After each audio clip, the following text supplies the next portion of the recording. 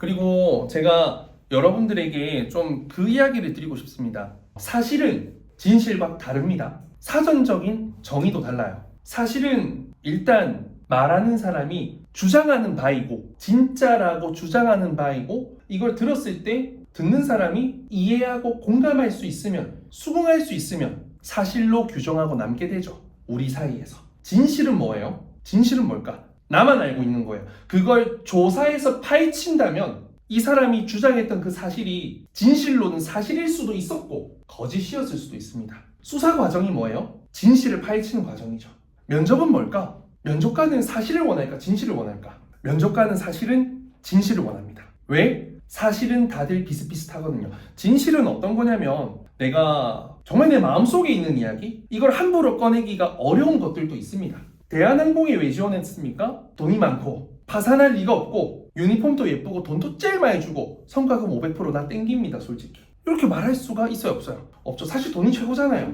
똑같은 일을 할 거면. 근데 우리는 어떻게 말하죠? 그렇게 말할 수 없으니까 다른 이야기들을 해야 될 수밖에 없잖아요. 승무원이 되고 싶은 이유가 뭐예요? 사람마다 정말 스펙타클하게 다를 수가 없어요. 배우가 되기 위한 이유는 되게 다양하더라고요. 근데 승무원이 되기 위한 이유는 사실 거의 비슷비슷해요.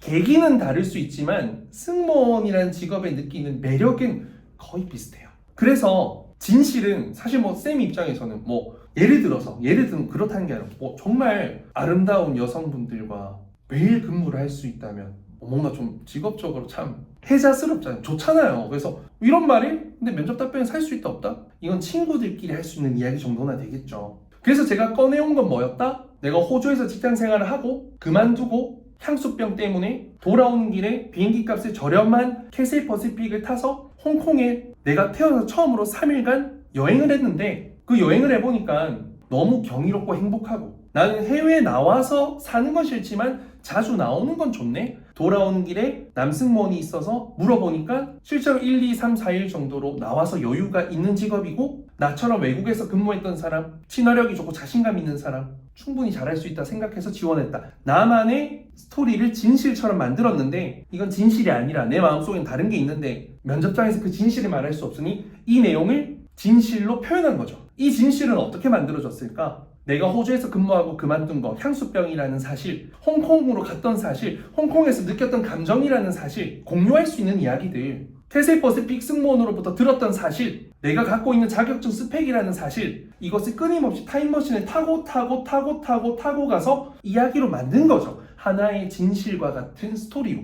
이게 진짜 내가 승무원 지원 동기라고 말할 수 있는 가슴 깊이 물어봤을 때는 아니라는 말이에요. 면접이라는 게 그런 거죠. 대화하러 가는 게 아니라 우리는 평가받으러 가는 거고 유명한 배우를 인터뷰하는 거는 스포트라이트가 그 사람에게만 집중하니까 그냥 그 사람은 성공한 사람이고 그 부분을 공유하기 위해 나왔으니까 뭔가 자기적으로 준비하기보다는 누구누구님 이번 영화에서 이거 촬영할 때 뭐가 제일 힘드셨어요? 있었던 사실을 이야기하면 됩니다. 왜 스포트라이트가 거기 있고 그 사람 유명하기 때문에 뭘 말해도 유명한 사람이 똥을 싸도 박수 받는다는 말이 있는 것처럼 유명인이기 때문에 인터뷰처럼 즉문즉답을 하면 되는데 면접은 즉문즉답이 아니다. 평가와 OX와 1.5점과 ABC 등급을 받는 거라고요. 그래서 저는 진실과 같은 사실을 만들어 스토리텔링을 해서 진실처럼 만들어 주시고 그리고 거기에 진심이라는 오늘 배운 표현력을 담아서 정말 자연스럽게 이야기하신다면 그것이야말로 면접관이 반박 불가하고 반박을 하는 순간 반박신 이 말 맞음 어쩔 수 없다 너랑 나랑 안 맞다 과감하게 우리는 쿨하게 뒤돌아서서 다른 항공사 나를 알아주는 곳을 가면 되는 거죠. 합격합니다. 그래서 요즘 트렌드는 진실이다. 근데 진실을 함부로 뱉을 수 없다. 면접 질문들 보세요. 정말 솔직하게 진짜로 이런 상황이 된다면 뭔가 자꾸 가정하고 조건을 주고 압박을 가한단 말이죠. 진짜 이거 돌아가지 않으실 건가요? 돌아갈 수도 있지 안 맞으면. 하지만 돌아간다고 할 수가 없잖아요. 그럼 마땅한 이유를 갖고 와야 된다는 거죠. 그럼 면접 준비한다는 건 뭘까? 지금 이 시점에서 내 생각을 하는 게 아니야. 지금 이 시점에서 그 질문에 대한 답을 생각하니까 맨날 뻔한 답변을 하게 되는 거야. 내가 생각했을 때 가장 중요한 건 과거로 돌아가는 거예요. 과거로 돌아가려면 정말 카페에 앉아서 아니면 혼자서 맥주 한잔 하면서 혹은 내가 공연장에서 근무했던 과거의 일을 돌이킨다면 그 동료와 함께 만나서 이야기를 나누면서 혹은 그때 찍었던 사진들을 보면서 자꾸만 떠올리는 거야.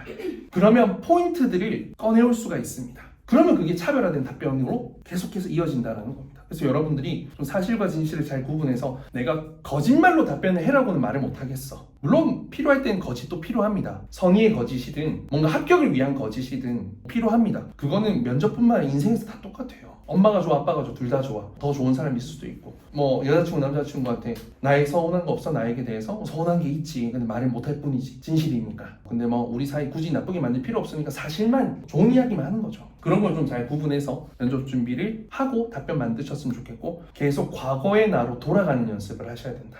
그거 안 하고 이 그냥 자리에서 지금 이 순간의 시점에 나에서 질문에 대한 답을 구하시면 뻔한 사실밖에 안 되기 때문에 혹은 그냥 본능적인 이 마음속 끄덩이 안에 있는 이야기밖에 안 나올 것이기 때문에 면접관에게 공감과 심금을 울릴 수는 없다는 걸 알고 계시면서 준비를 열심히 해주시길 바라겠습니다.